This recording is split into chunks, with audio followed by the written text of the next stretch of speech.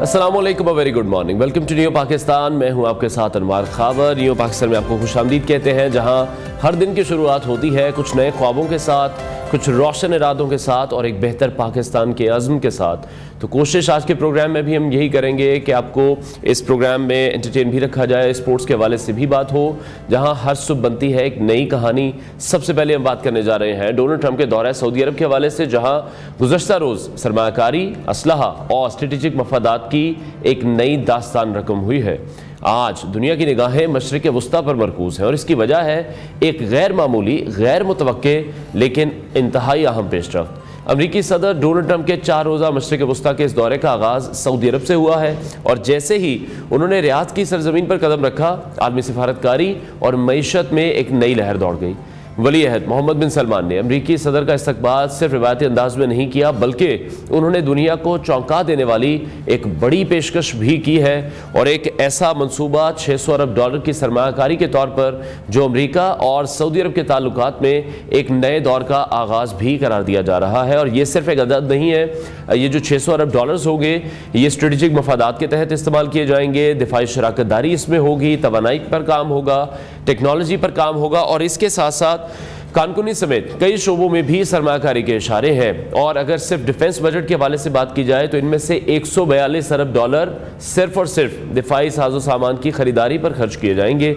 और सिर्फ यही नहीं, ज़रा ये भी बता रहे हैं कि लॉकहीड मार्टिन KF-35 जैसे जंगी तैयारों तक भी ये बात पहुँच चुकी है, जिनमें सऊदी अरब बरसों से दिलचस्पी रखता आ रहा है। और ऐसा लगता है जैसे ट्रंप इंतज़ामिया सऊदी अरब को खित्ते में अमरीका का सबसे बड़ा दिफाई और इक़्तिसादी शराकतदार बनाने के अज़्म के साथ आई है। दूसरी तरफ जब देखते हैं तो जो सऊदी क़यादत है वो भी अमेरिका की नई क़यादत के साथ एतमाद साजी की राहें हमवार करना चाह रहे हैं। ये सरमायाकारी सिर्फ अमरीकी असलाह कंपनियों के साथ नहीं होगी, बल्कि अमरीका की मईशत, अमरीका में अगर रोज़गार के हवाले से बात की जाए, कारोबारी तबकात के हवाले से बात की जाए तो उनके लिए भी एक नई तवानाई होगी, एक नया स्टार्ट ज़रूर होगा।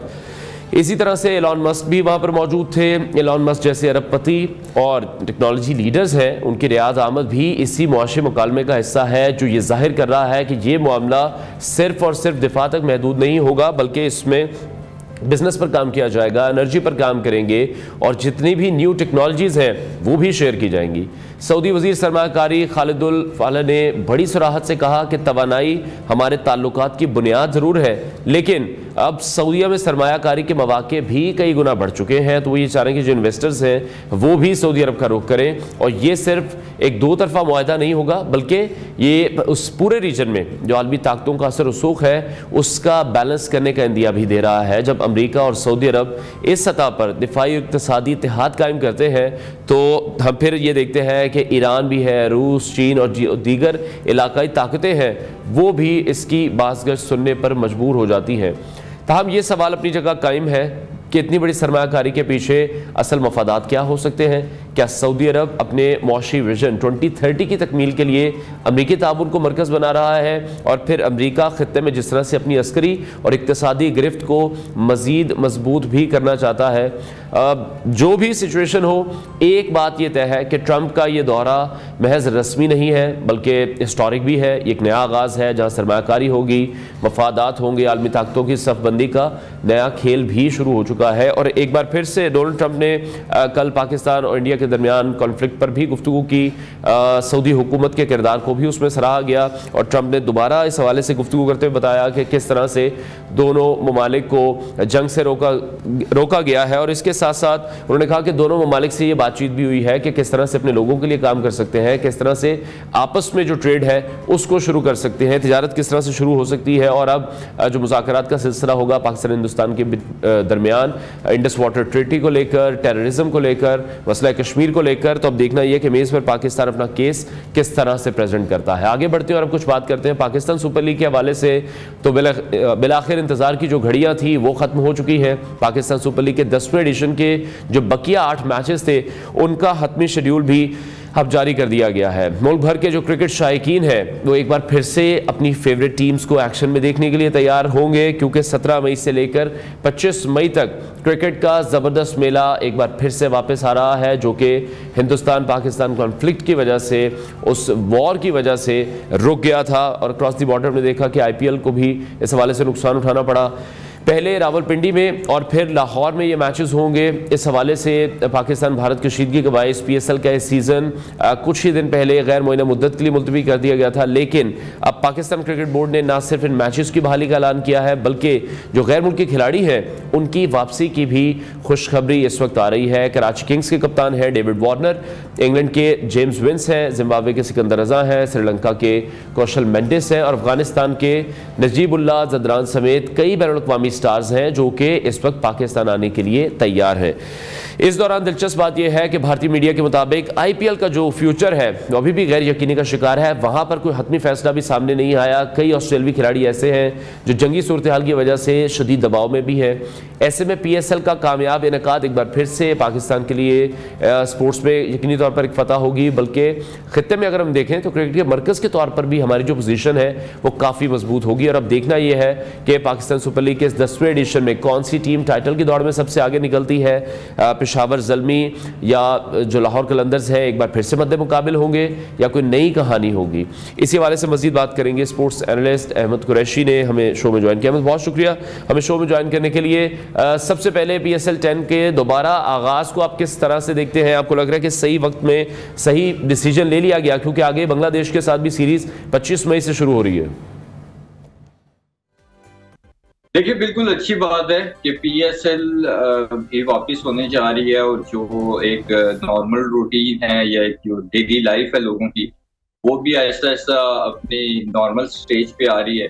अनफॉर्चुनेटली जो इंडिया और पाकिस्तान के हालात थे उनको अगर हम सामने रखें तो पॉसिबल नहीं था कि PSL को कंटिन्यू किया जाता। खासतौर पे जो घटिया हरकत इंडिया की तरफ से की गई थी कि रावलपिंडी क्रिकेट स्टेडियम के बिल्कुल बाहरी जो कॉरिडोर है या जो वॉकिंग एरिया है वहां पे ड्रोन गिराया गया था। और उसके बाद मेरे ख्याल में PCB ने काफी समझदारी से ये फैसला लिया, प्लेयर्स की सिक्योरिटी को मेक श्योर करते हुए कि PSL को आगे पोस्टपोन कर दिया। लेकिन अच्छी बात है कि PSL दोबारा होने जा रही है। अब ये देखना होगा कि कौन कौन से फॉरेन प्लेयर अवेलेबल हैं और टीमों का कॉम्बिनेशन किस तरीके से कंटिन्यू किया जा सकेगा। ठीक है, इसमें आप किस तरह से देख रहे हैं जो बकिया मैचेस का इस वक्त शेड्यूल है? ऑब्वियसली टाइम भी कम है, महदूद वक्त में इसको कंप्लीट करने की कोशिश की गई है।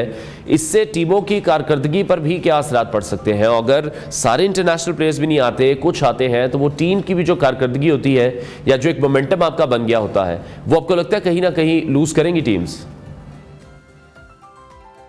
बिल्कुल लूज करेंगी। और उसके साथ साथ देखें जो इंटरनेशनल प्लेयर्स हैं, जिस टीम के पास कम अवेलेबल होंगे तो ऑब्वियसली उसका कॉम्बिनेशन तो खराब होगा। मेरी इस पे दो राय हैं। एक तो ये है कि जो आपकी बेंच स्ट्रेंथ है या आपके जो अपने लोकल प्लेयर्स हैं उनको ज्यादा से ज्यादा मौका मिलेगा। उस कॉन्टेक्स्ट में अगर देखें तो अच्छी बात है कि अगर फॉरेन प्लेयर्स ज्यादा नहीं आते, लेकिन अगर हम टीम कॉम्बिनेशन या टीम की परफॉर्मेंसेस के हवाले से बात करें तो मेरे ख्याल में इंटरनेशनल प्लेयर्स का ना आना वो काफी हद तक टीम कॉम्बिनेशन को भी खराब करेगा। और जब टीम कॉम्बिनेशन खराब हो ऑटोमेटिकली टीम्स की परफॉर्मेंसेस पे भी असर पड़ेगा। क्योंकि देखें, टीम्स जब एक लीग स्टार्ट होती है तो शुरू से लेके आखिर तक जब आपकी फुल फ्लैश टीम होती है तो उसके प्लेयर्स आपस में काफी हद तक जेलिंग हुए होते हैं। और अब जैसे ज़ल्मी में मिचेल ओवन नहीं है, और मिचेल ओवन हम सब जानते हैं कि उनकी जिस तरह की पावर हिटिंग एबिलिटी है वो अगर खड़े हो जाएं 3-4 ओवर्स में भी वो मैच साइड पे कर सकते हैं जी। तो इस तरह के प्लेयर्स जब टीम्स में नहीं होंगे या उनकी अवेलेबिलिटी इफ्स एंड बट्स का शिकार होगी या नहीं होगी तो ऑब्वियसली टीम्स की परफॉर्मेंसेस पे असर पड़ेगा।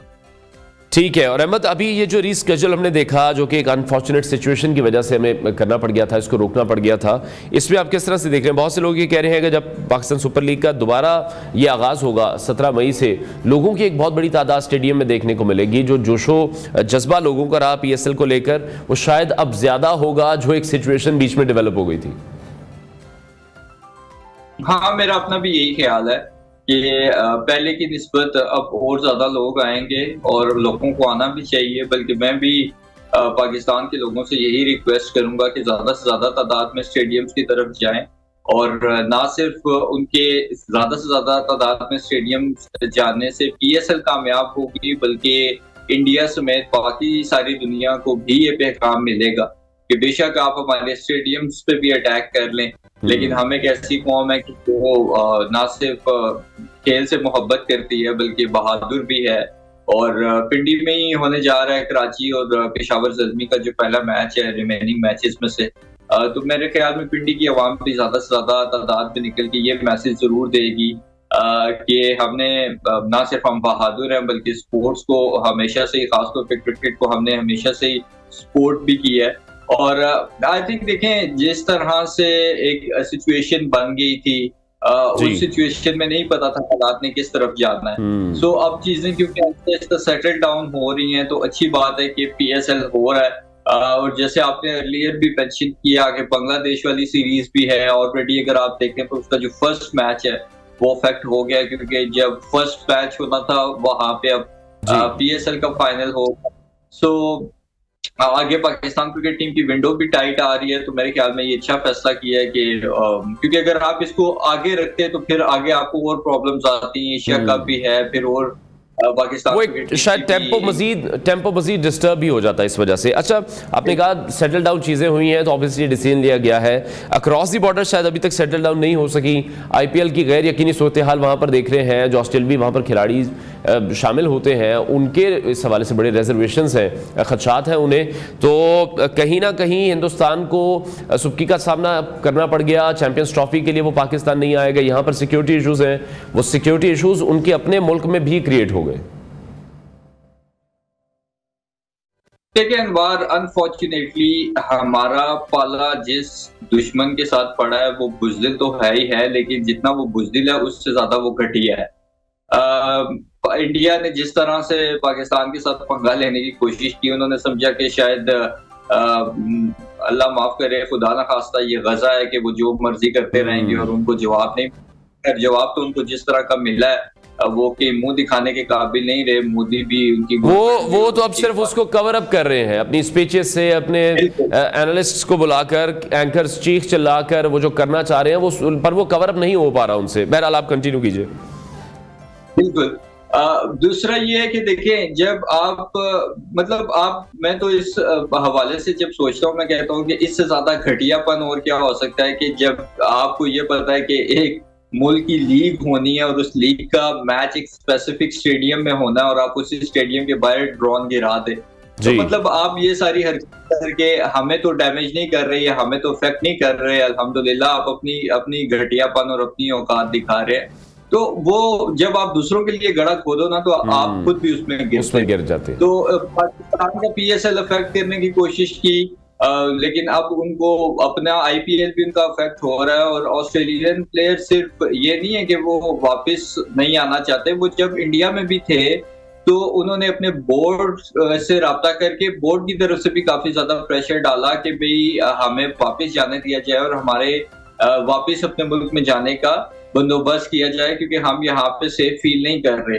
दूसरी तरफ में पाकिस्तान बोर्ड को और मोहसिन नकवी साहब को क्रेडिट दूंगा कि उन्होंने एक बड़ा जबरदस्त काम किया कि रातों रात एक चार्टर्ड फ्लाइट के जरिए जितने भी फॉरेन प्लेयर्स या जो भी ब्रॉडकास्टर्स थे फॉरेन, उनको दुबई भेज दिया और वहां से वो लोग अपने अपने मुल्कों में गए। ये आई थिंक एक बड़ा समझदारी वाला फैसला था। और अगर आप ओवरऑल भी देखें इन बार तो जब से पाकिस्तान में क्रिकेट का रिवाइवल हुआ है, कभी भी किसी भी टीम को किसी भी तरह का कोई प्रॉब्लम नहीं रहा। और भारत अगर ये कहता रहा है कि हमें चैंपियंस ट्रॉफी को लेके या बाकी अगर कोई इवेंट्स को लेके सिक्योरिटी इशू है, तो वो सिक्योरिटी इशू नहीं है। देखें, जब एक मुल्क और एक गवर्नमेंट पिछले तकरीबन 2013 में मोदी की गवर्नमेंट आई थी, तब से अगर वो ये सुबह शाम राग लाते हैं कि पाकिस्तान सेफ नहीं है, तो वो फिर कैसे अपनी क्रिकेट टीम को भेज दें और अपने ही पांव पे कुल्हाड़ी मार दें और अपनी नैरेटिव को, बिल्कुल जो नैरेटिव उन्होंने बनाया हुआ था वो उसके अगेंस्ट भी नहीं जा सकते थे। दूसरी तरफ आपने कहा कि जितने भी प्लेयर्स, जब से इंटरनेशनल क्रिकेट पाकिस्तान वापस आई है, बड़े ज़बरदस्त तरीके से चीज़ों को मैनेज किया जाता है और ये हम सबको पता है कि प्रेसिडेंशियल सिक्योरिटी दी जाती है। इससे आगे तो अब कुछ भी नहीं है। जो कॉन्वे होता है इन तमाम टीम्स का, बहुत बड़ा कॉन्वे होता है, वहाँ पर हर किस्म की फैसिलिटीज़ उनके साथ मूव कर रही होती है। अच्छा, आगे बढ़ते हैं। पाकिस्तान सुपर लीग के अगर पॉइंट्स टेबल टेबल को हम देखें, कोयटा ग्लैडिएटर्स नंबर 1 पर है, कराची किंग्स दूसरे नंबर पर है, इस्लामाबाद यूनाइटेड जो कि शुरू से टॉप पे थी तीसरे नंबर पर आ गई है, अब पेशावर ज़ल्मी भी है। अब इन 4-5 टीमों में से अगर मैं आपसे कहूं कि कोई एक या दो प्लेयर्स वापस नहीं आते, आप उनके नाम भी ले सकते हैं, तो आपको क्या लगता है कितना असर पड़ सकता है इन टीमों की परफॉर्मेंस पर? देखिए, टीम्स की परफॉर्मेंसेस पे तो असर पड़ेगा। अब जैसे पेशावर ज़ल्मी में मिचेल ओवन नहीं है, तो ऑब्वियसली वो जो इम्पैक्ट थे, अब देखना पड़ेगा उनकी रिप्लेसमेंट में वो किसे खिलाते हैं, अब उस तरह का इम्पैक्ट डाल सकता है या नहीं, ये वक्त बताएगा। अब जो अगर आप पाकिस्तान सुपर लीग का पॉइंट्स टेबल देखें तो उसमें सिचुएशन बड़ी इंटरेस्टिंग है। सिचुएशन इस तरह से इंटरेस्टिंग है कि इस्लामाबाद के भी 10 पॉइंट हैं, पेशावर ज़ल्मी की आई गेस 8 पॉइंट है, नॉट रॉन्ग, 8 पॉइंट है जी। लाहौर के 9 पॉइंट हैं, इसी तरह कराची किंग्स के भी 10 पॉइंट हैं। सो अब लाहौर और पेशावर का जो मैच है वो बहुत ज्यादा इंटरेस्टिंग है। वो इस वजह से क्योंकि अगर वो लाहौर जीत जाता है तो मेरे ख्याल में वो थ्रू कर जाएगा, अगर पेशावर जीत जाता है तो वो थ्रू कर जाएगा। इसके साथ साथ अगर पेशावर कराची से जीत जाता है और लाहौर से हार जाता है तो पेशावर के 10 पॉइंट होंगे, और अगर अच्छे तरीके से हार इस्लामाबाद ही बाहर हो जाए। तो मतलब ये जो अब एक डेवलप या एक इंटरेस्टिंग सिचुएशन बनी है। तो आप देखें कि आपकी क्वेटा और आपकी जो उसके अलावा क्वेटा के अलावा मेरे ख्याल में जो बाकी टीम्स हैं अभी उनका आप कुछ कह नहीं सकते। हालांकि अगर आप आज 2 मैचेस हुए हैं, उनसे पहले इस्लामाबाद यूनाइटेड का तो बिल्कुल कंफर्म था कि वो आगे जाएगी, लेकिन जिस तरह से उनका एक डाउनफॉल आया कॉम्बिनेशन चेंज करने के बाद, उन्होंने अपनी तरफ से ठीक ही किया। उनको ये था कि हमारी पोजीशन सिक्योर होगी और अब हम एक मैच भी अगर जीते, बेंच स्ट्रेंथ को उन्होंने यूज किया, हमने देखा कि काफी चेंजेस किए। बिल्कुल, तो उनको ये था कि हम आगे थ्रू कर जाएंगे, एक भी मैच जीत के, लेकिन वो फिर एक भी मैच नहीं जीत सके और वो चीज उनके कहीं ना कहीं पड़ गई। तो अभी तो बड़ी इंटरेस्टिंग सिचुएशन है। आई थिंक कि जो कराची और पेशावर वाला मैच है वो भी काफी इंटरेस्टिंग होगा, लेकिन उससे ज्यादा जो इंटरेस्टिंग होगा वो लाहौर और पेशावर वाला होगा। आई थिंक उस मैच में हमें क्लैरिटी मिल जाएगी कि कौन सी टीम्स आगे जा रही हैं। ठीक है। अच्छा, 2 स्टेडियम्स जो है वो फाइनल किए गए हैं, लाहौर और रावलपिंडी। ऑब्वियसली सिक्योरिटी रीजंस भी इसमें इन्वॉल्व हैं। फाइनल ये कहा जा रहा है लाहौर में खेला जाएगा, और फिर बड़ा क्रिटिसिज्म भी होता है कि बड़े मैचेस जो है वो कज़ाफ़ी स्टेडियम लाहौर में रख दिए जाते हैं। तो इस तरह से लग रहा है कि लाहौर क्रिकेट के जो बड़े फाइनल्स हैं उनका होम ग्राउंड बनता जा रहा है। देखिए, जाहिर है क्योंकि लाहौर डिजर्व भी करता है। जिस तरह से लाहौर के लोग बाहर खेलते हैं, जिस तरह से क्राउड वहां पे आता है, आई थिंक कि वो डिजर्व भी करता है। लेकिन मेरे ख्याल में कि इक्वल एक अपॉर्चुनिटी रखनी चाहिए आपको बाकी स्टेडियम्स के लिए भी। इस बार पिंडी स्टेडियम में यहाँ पे ओपनिंग सेरेमनी हुई है, फाइनल लाहौर में है, ये फाइनल कराची या मुल्तान भी हो सकता था या पिंडी में भी हो सकता था। I think Pakistan cricket board को इसके ऊपर सोचना चाहिए। ये बात आपकी बिल्कुल ठीक है कि जब भी बड़े इवेंट्स होते हैं या PSL के अगर हम फाइनल्स भी देखें तो ज्यादातर लाहौर में हुए हैं, बाकी स्टेडियम्स को भी चांस मिलना चाहिए। अच्छा, जो अभी पाकिस्तान और बांग्लादेश के खिलाफ सीरीज है, if I am not wrong, Faisalabad में भी कुछ मैचेस रखे गए हैं।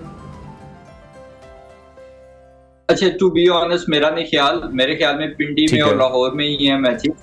और ये है कि जो पहला मैच है वो 25 को होना था। अब आई थिंक कि जो वो पहला मैच है वो शायद आखिर पे चला गया, उसका अभी कोई PCB ने कंफर्म नहीं किया अभी तक। ठीक है, बहुत शुक्रिया। स्पोर्ट्स एनालिस्ट अहमद कुरैशी हमारे साथ इन कॉन्वर्सेशन थे।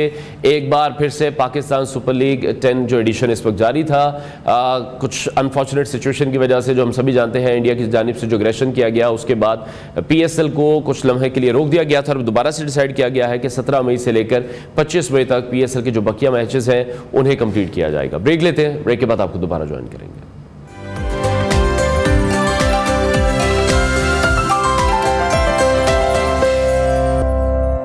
Welcome back to new Pakistan. नाजरीन, वजीरिस्तान की सरजमीन एक बार फिर से सुरखरू हुई है। दुनिया के बड़े स्पोर्ट्स इवेंट में पाकिस्तानी नौजवानों की शानदार कामयाबियां ये इस बात का सबूत है कि हमारे नौजवान आलमी मयार पर किसी से भी कम नहीं है। जापान के शहर ओसाका में होने वाली वर्ल्ड ताइक्वांडो चैंपियनशिप में पाकिस्तान के मजहर महसूद ने अपनी महारत और जज्बे का लोहा मनवाते हुए गोल्ड मेडल अपने नाम किया है। मजहर महसूद ने न सिर्फ जापानी फाइटर्स को शिकस्त दी है बल्कि फिलिपाइन और हिंदुस्तान जैसे सख्त हरीफों को भी मात देकर पाकिस्तान का परचम बुलंद किया है। उनकी ये कामयाबी न सिर्फ खेलों की दुनिया में एक नुमाया संगे मील है बल्कि वजीरिस्तान जैसे खित्ते की जब हम बात करते हैं जो नौजवानों के लिए उम्मीद की नई किरण भी है, जहां एक तरफ वसाइल की कमी तो देखने में आती है, तरबियत का फुकदान वहां पर मौजूद है, हुकूमती अदम तवज्जोही जैसे चैलेंजेस मौजूद हैं, वहीं मजहर महसूद जैसे बाहिम्मत नौजवान इन तमाम तर ऑब्स्टैकल्स को पीछे छोड़ते हुए दुनिया भर में पाकिस्तान का नाम रोशन कर रहे हैं। आज का हमारा ये प्रोग्राम न सिर्फ उनकी कामयाबी को खराज तहसीन पेश करना है बल्कि ये मैसेज भी कन्वे करना है कि अगर आप में हौसला है, आप में हुनर मौजूद है तो फिर आप कामयाब हो सकते हैं, चाहे आपका ताल्लुक दुनिया के किसी भी कोने से हो। इसी हवाले से मजहर ने हमें स्टूडियोज में ज्वाइन किया है, उनसे बात करेंगे। मजहर, बहुत शुक्रिया हमें शो में ज्वाइन करने के लिए, और सबसे पहले आपको बहुत मुबारकबाद हो, गोल्ड मेडल आपने जीता, कैसा महसूस हो रहा है? जी खैर मुबारक, और सबसे पहले मैं आप लोगों का शुक्रिया अदा करूँगा कि आप लोगों ने मुझे इन्वाइट किया और हौसला अफजाई की। देखें जी, वैसे तो इवेंट्स वगैरह ना हम जीतते रहते हैं, कभी हार होती है कभी जीत, लेकिन जब आपके एक जो मतलब एक कन्वेंशनल हरीफ है, एक आपके जो जैसे बहारत है हिंदुस्तान, उसके साथ जी जब आपका मुकाबला होता है तो एक जज्बा और प्रेशर हर चीज़ ना अलहदा से होती है, तो उसका एक अलहदा से मज़ा होता है, एक अलहदा से चार्म होता है। तो उस चीज़ का बहुत मज़ा आया अल्हम्दुलिल्लाह, और फतह नसीब हुई, बहुत अच्छा लगा अल्हम्दुलिल्लाह। और ये मैंने बहुत से हमारे पास प्लेयर्स आते रहते हैं मिक्स मार्शल आर्ट के भी, तो हमने देखा कि जो हिंदुस्तान के साथ मैच होता है उसको हम काफ़ी अपनी वो नर्व्स पे सवार कर लेते हैं, उसके लिए तैयारी बड़ी अच्छी करते हैं, और बहुत से फाइटर्स मैंने देखा आपके समेत कि बहुत अग्रेशन दिखाते हैं आप उस मैच में, नॉकआउट कर दिया आपने, 30 सेकंड नहीं टिकने दिया हिंदुस्तानी फाइटर को। जी जी बिल्कुल, असल में कुछ सामान का भी इशूज़ था, जिस तरह ना हम डिस्कस कर रहे थे कि कुछ इशूज़ हो गए थे, वो भी गुस्सा था जी हाँ सारा उतार दिया, सामान भी उनसे लिया, लेकिन अच्छा था उन्होंने दे दिया ना, जो हमारे शीन आर्म्स और सेंसर्स होते हैं ना उसके लिए, तो वो अच्छा था। जब फाइट हो गई तो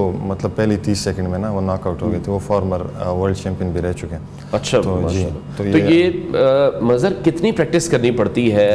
ताइक्वांडो किस किस्म का खेल है वो मैं चाहूँगा कि लोगों को भी आप ये बताएं, और कितना मुश्किल है इस तरह का एथलीट बनना? जी पहले जिस तरह हम ये गेम करते थे तो हमें काफ़ी सारी चीज़ों का आइडिया नहीं था, जिस तरह हमारी फ्लेक्सिबिलिटी होती है, कोर की एक्सरसाइज होती है, स्ट्रेंथ की होती है, पहले हम सिर्फ स्पारिंग कर रहे थे। तो जैसे मैं पंजाब यूनिवर्सिटी में एजुकेशन कर रहा था तो हम साथ साथ यूट्यूब पे सर्च कर रहे थे, तो उसके बाद ट्रेनिंग में हम चेंजेस लाते गए। ठीक है, हम ना वीकली प्लान्स बनाते थे, उसमें हम 3 टाइम ट्रेनिंग करते हैं। अभी भी लाइक करंटली जैसे मैंने इस इवेंट के लिए तैयारी की थी तो उसमें हमारी सुबह को ट्रेनिंग होती है जिसमें हमारे शॉर्ट स्प्रिंट्स होते हैं, उसके बाद रनिंग होती है, ये सारा कुछ होता है।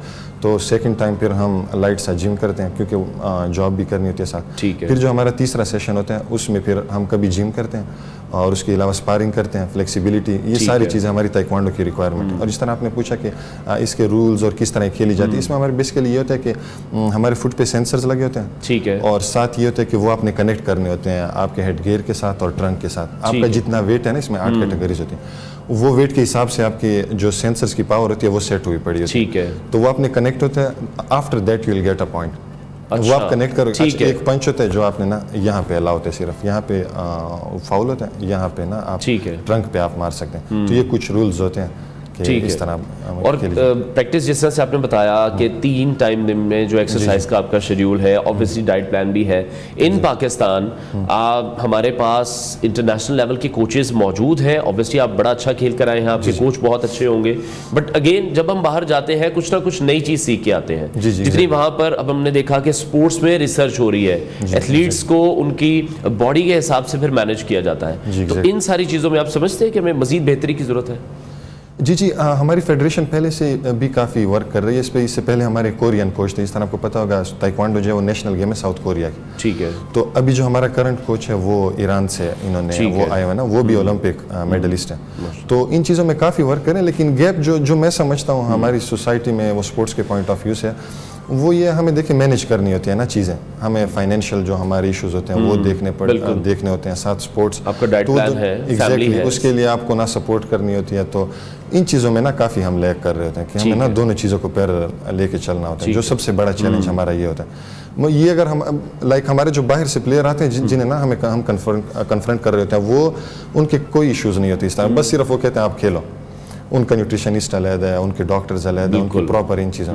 हमारा इस तरह नहीं होता, हमारा तो ये है बस हम 8 घंटे की नौकरी भी कर रहे हैं इसी के साथ साथ, खाली स्पोर्ट्समैन नहीं है, और वो चीज़ कहीं ना कहीं आपको हार्ड टफ भी करती है, टफ बनाती है, जो आपकी गेम में भी फिर काम आती है। ये तो अल्हम्दुलिल्लाह। मैं एक चीज़ ऐड करना चाहूँगा, हमारी जो कंपनी है इंटरलूप, वो बहुत ज़्यादा सपोर्टिव है ना। मतलब हमारे जो CEO हैं नवीद फाजिल साहब, COO हैं अजहर साहब, प्लांट हेड हैं दिल साहब, वो बहुत ज़्यादा सपोर्ट करते हैं इन चीज़ों। वो कहते हैं बेटा आपको छुट्टी भी चाहिए होती है ना, या आपको 3 घंटे जो आप सेशन बता रहे हो उसके लिए भी, तो लीव्स वगैरह में इसके अलावा मैनेज करते हैं। जी वो एग्जैक्टली, ऑब्वियसली आप उनका नाम भी रोशन कर रहे हैं, पूरे पाकिस्तान का नाम रोशन कर रहे हैं, तो इतनी फेवर तो बनती है। अच्छा मज़र, जैसे मैंने प्रोग्राम के शुरू में भी बात की, वज़ीरिस्तान से आपका ताल्लुक है, कुछ ना कुछ कॉन्फ्लिक्ट्स चलते रहते हैं, वहाँ पर इशू भी बहुत ज़्यादा है। ऑब्वियसली गवर्नमेंट, हमारी जो आर्म फोर्सेस हैं, उनको सेटल डाउन करने की कोशिश भी कर रही हैं, और बहुत अच्छे तरीके से बेहतर अंदाज में कर भी चुके हैं। लेकिन फिर एक ऐसे एरिया में वहाँ पर रहना, वो कैसी मुश्किलात थी, उनको किस तरह से ओवरकम करते रहे? क्योंकि नौजवानों में समटाइम फिर ये भी हो जाता है कि दिल जल्दी हार बैठते हैं,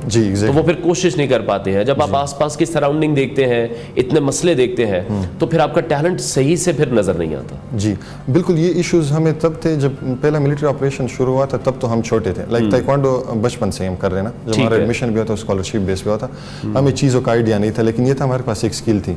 जब हम यूनिवर्सिटी ट्रायल्स देना है तो कह रहे थे आपके सर्टिफिकेट्स, और हमने कहा सर्टिफिकेट तो कोई नहीं, अगर खिलवाना है मतलब खेलना है बिल्कुल ऐसे ही, तो वो उसमें भी हमने नॉकआउट्स करके, तो वो जो मैम थी वो कहती हैं कि यार आपने कौन से डिपार्टमेंट में एडमिशन लेना है, सर्टिफिकेट्स लाओ।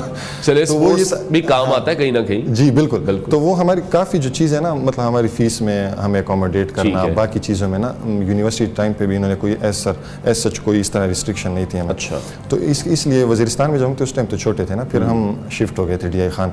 अब भी मतलब जब हालात ठीक नहीं होते तो उधर चले जाते हैं, फिर यहाँ वापस आ जाते हैं, लेकिन ये कि स्ट्रगल काफ़ी होती है, इस तरह के इशूज़ काफ़ी आते हैं ना। ठीक है। अच्छा, अभी कोई नेक्स्ट इवेंट जो आ रहा हो, उसकी तैयारी करनी हो? जी नेक्स्ट साउथ कोरिया में इंशाल्लाह, उसके बाद USA में। अच्छा। ये 2 टारगेट किए हुए हैं। मेन हमारा गोल जो है वो 2028 ओलंपिक्स। ठीक है। और इसमें भी कोई वेट कैटेगरी? जी एग्जैक्टली, वेट कैटेगरीज होती है। जी ठीक है। मेरी जो रैंकिंग है वर्ल्ड में वो मिडल और हैवी वेट में ना, कभी कम कर लेता हूँ, कभी ज्यादा, इस तरह हमारी। हाँ, ये एक अच्छा बेनिफिट है जब आपने वेट बढ़ाना हो या आपने स्ट्रेट करना हो।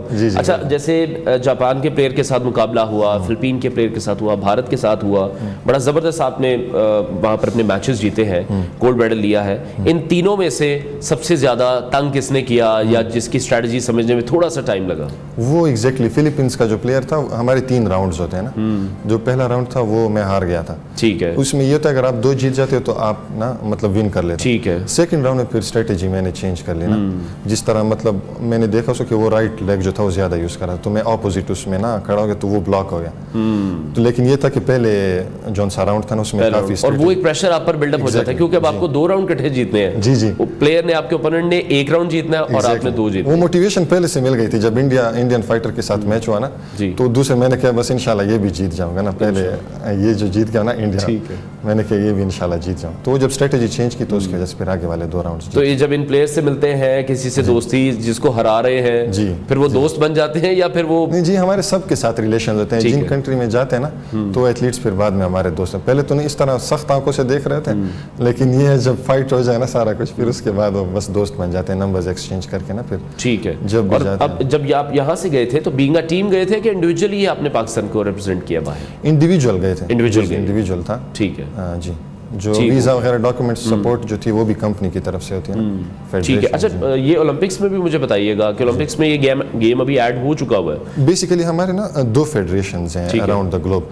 एक इंटरनेशनल ताइक्वांडो फेडरेशन है ITF, जो ओपन होती है, जिसमें सेंसर्स नहीं होते, वो लाइक किक बॉक्सिंग होती है। ठीक है। एक है वर्ल्ड ताइक्वांडो फेडरेशन।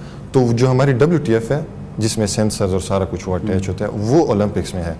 ओलंपिक्स में है। तो फिर ओलंपिक्स का में पाकिस्तान की नुमाइंदगी का ख्वाब देखा आपने? क्योंकि बहुत कम प्लेयर्स अनफॉर्चुनेट है कि हमारे यहाँ से जाते हैं बहुत सारे इश्यूज की वजह से। तो उसकी तैयारी, उसका कोई गोल आपने सेट किया हो कि कैसे वो अचीव करना है? जी, वही हमने सेट किया हुआ है। हमारी मीटिंग्स भी हुई है ना इसी चीज़ पे कि पर ईयर जो है आप इतने इवेंट्स हम पार्टिसिपेट भी करेंगे और इसमें इंशाल्लाह विन करें तो हमारी रैंकिंग भी इंप्रूव होगी ना। आपको पता है ओलंपिक्स में पार्टिसिपेट करने के लिए 4 से 5 रास्ते हैं जो आप इख्तियार करें ना, तो उसमें आपके चांसेस होते हैं। तो हम उन सबको हिट कर रहे हैं इंशाल्लाह। ठीक है, जो क्वालिफाई करने के लिए। जी जी एग्जैक्टली। ठीक है। अच्छा, अब किसी भी एथलीट के लिए बहुत ज़्यादा इंपॉर्टेंट है, जैसे हमने पहले भी बात की, ऑब्वियसली आप अपनी जॉब कर रहे हैं which is very good thing, but again एक एथलीट को सपोर्ट तो चाहिए होती है, फाइनेंशियली भी, कोचेस भी बड़े अच्छे उनके पास मौजूद होने चाहिए। तो ये मामला किस तरह से सॉर्ट आउट हो चुका है या अभी होना है?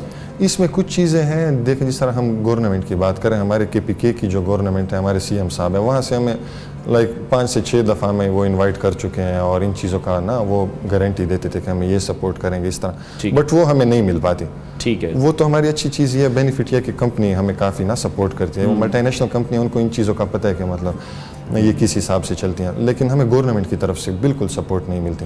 मिलिट्री से मिल जाती है, लेकिन यह है कि जो हमारी अपनी गवर्नमेंट है जिसको वहाँ से सपोर्ट मिलनी चाहिए, वो वहाँ से बिल्कुल नहीं मिलती। ठीक है, तो ये किसी भी ब्रांड का ब्रांड एम्बेसडर इस तरह की भी कोई डील अभी किसी के साथ साइन नहीं हुई है? कि बहुत सी ऐसी कंपनीज है पाकिस्तान में जो हमारे क्रिकेटर्स की तरफ तो देख रहे हैं, लेकिन बाकी स्पोर्ट्स स्टार की तरफ भी देखें जो पाकिस्तान को रिप्रेजेंट कर रहे हैं, तो ऐसा कभी किसी कंपनी ने कोई कांटेक्ट करने की कोशिश की हो? जी, दो बेसिकली अगर मैं कोई डिपार्टमेंट्स का, एक तो मैं अपनी कंपनी का इस तरह देख रहे लोगो जी, उन्होंने एम्बेसडर बनाया। एक जो हमारी 11th कोर है मिलिट्री KPK में, हमारे कोर कमांडर हैं, उन्होंने एम्बेसडर बनाया। ठीक है। और लास्टली मैं चाहूँगा कि वजीरिस्तान में रहने वालों के लिए, वहाँ पर जो नौजवान हैं जो आपको देख रहे हैं, रोल मॉडल समझते हैं, उनके लिए कोई मैसेज आप कन्वे करना चाहते हो? उनके लिए देखें, मैं यही मैसेज देता हूँ हमेशा कि हार ना माने, बस ये अपनी स्ट्रगल जारी रखें और जो भी इश्यूज हैं, जो भी कंस्ट्रेंट्स हैं, इंशाल्लाह ये रिजॉल्व हो जाएंगे। बस ये कि आप अपना जो गोल है उससे डाइवर्ट ना हो। ठीक है, और कंसिस्टेंट रहे, ये भी बहुत ज्यादा जरूरी है। बहुत शुक्रिया ताइक्वांडो चैंपियन मजहर मसूद हमारे साथ इन कॉन्वर्सेशन थे। बड़ी जबरदस्त स्टोरी है मजहर की, जिस तरह से पाकिस्तान को रिप्रेजेंट कर रहे हैं और गोल्ड मेडल जीत कर वापस आए हैं जापान से, जहां पर उन्होंने जापान, फिलिपीन और जो इंडिया के भी वहां पर फाइटर मौजूद थे उनके खिलाफ बड़ी जबरदस्त परफॉर्मेंस की है, पाकिस्तान को बड़े अच्छे तरीके से रिप्रेजेंट किया है। तो हमारी ये कोशिश होती है नियो पाकिस्तान में कि क्रिकेट के अलावा भी किसी स्पोर्ट पर बात की जाए, जो हमारे नौजवान हैं पूरी दुनिया में पाकिस्तान का नाम रोशन कर रहे हैं, उनसे भी आपकी मुलाकात जरूर करवाएं। ब्रेक लेते हैं, ब्रेक के बाद आपको दोबारा ज्वाइन करेंगे।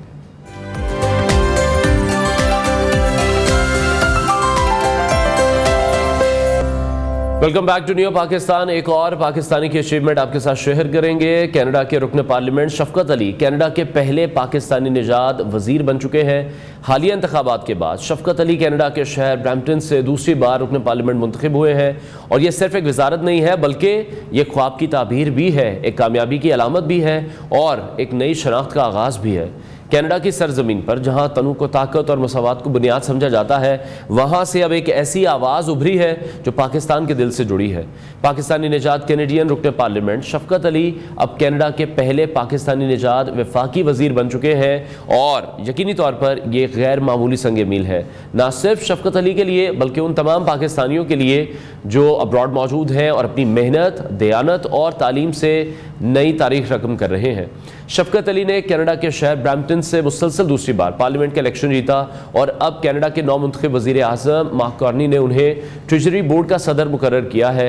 ये एक ऐसा अहम कलमदान है जिसमें कौमी बजट, सरकारी अखराजात और हुकूमती अखराजात के शफाफ निज़ाम की निगरानी करना होता है।